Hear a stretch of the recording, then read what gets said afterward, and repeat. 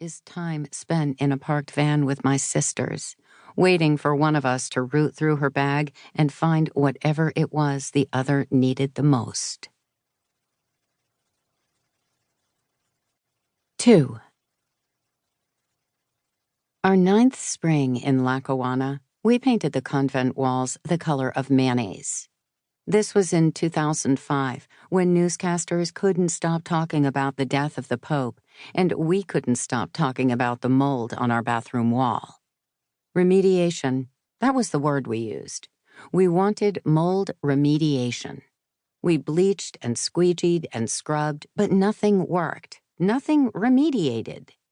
After a while, we decided we might as well cover it up, which took 3 coats of what we agreed was the perfect white paint, not too yellow, not too blue. And then we painted the walls of the kitchen and the pantry and the foyer and the living room of our gable front house. We kept painting until we ran out of walls.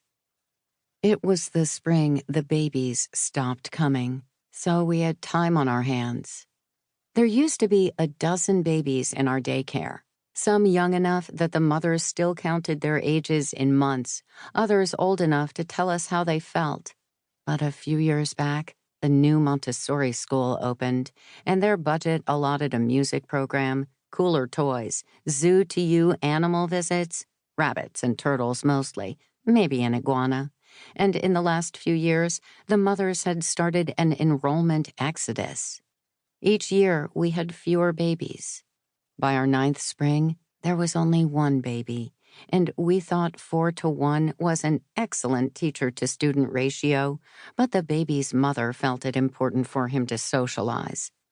So then, there were none, not a single baby. We stayed busy. We pruned the hedges and shampooed the carpets.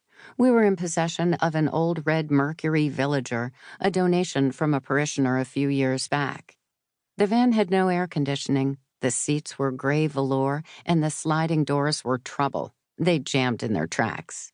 More than once, we drove down the highway with the doors stuck halfway open, wind whipping through the car. We couldn't fix the doors, but we could change the motor oil. Or Therese could, while the rest of us watched. Only Therese was game and limber enough. That spring, when Frances and Mary Lucille and I were standing around, eating corn chips, and Therese was belly up under the car, Mother Roberta came outside barefoot to tell us the Buffalo Diocese was kicking us out. Mary Lucille put a chip in her mouth. "I didn't catch that," Therese called from under the car. She stopped cranking her wrench. "What did you say?" "They're kicking us out," Frances said. "What?" Mother Roberta stooped to yell in the direction of Therese's head. "You're being reassigned. The Buffalo Diocese is broke." And when Therese said nothing, she yelled again, her face beet red. "Broke! Bust! In arrears!" Then she stood straight and turned to huck a fat loogie into the grass. She did not care to repeat herself. There was silence. Then the sound of oil hitting the pan. Therese let it all drip out, and then she tightened the bolt, emerged, wiped her blackened hands on a rag, and looked up at Mother Roberta. "How come?" Mother Roberta reminded us about the decline in church attendance. The first year Father Thaddeus came to Lackawanna, the diocese's numbers had fallen by nearly half. This meant the offertory revenue dropped too. The numbers fell the next year too, and when they fell the year after that, we were sure they couldn't fall again. They fell again. Frances crossed her arms. "But can't we do something?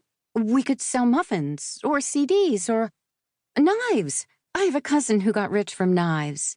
"Where would we get knives?" Therese asked.